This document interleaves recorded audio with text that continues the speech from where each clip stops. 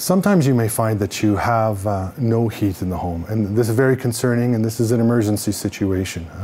So there are some things that you can do to kind of help yourself, perhaps even diagnose the issue before you call anyone. We do have a 24-hour emergency line for homes within the first year, but if you find yourself outside of that timeline, or if you want to just look at it first before you call anyone, here's a couple things to look at. First and foremost, on the outside of the furnace area, in every home there'll be a light switch like this. It could be on the wall, it can be mounted up on the ceiling. If you have a finished furnace room, it might be just inside the door. No matter what it is, it will always be labeled. One thing that happens, sometimes people accidentally turn this off. If this is off, there's no power to the furnace at all, and you'll have no heat. So this is the first thing to look for if you have no heat in the home, especially if it's the first part of the heating season. Double check that this is on. If you have no heat, one way to look for or try and find the problem is to come to the furnace itself. The furnace has a diagnostic system built in, which will let you know if there's a problem. The diagnostic is related to this little light here. You probably can't see it on right now, but it does glow like an amber or yellow color. If this light is off, it means that there's no power to the furnace. So it would be a good idea to check the switch that's on the wall, or even check the breaker in the electrical panel. Now, if everything is working fine and this light is on solid, it means that the furnace itself is working fine. But if you have no heat, it might be that you're not getting the signal.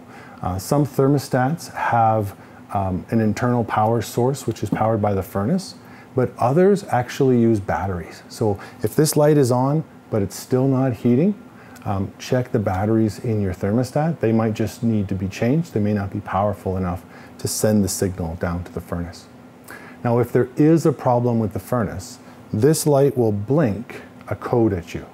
The code is a series of fast blinks followed by slow ones. That code, number of fast and number of slow, will tell you or tell a furnace technician what's going on in the furnace.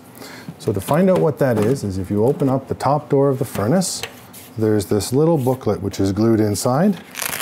Inside of here is all of those codes written out.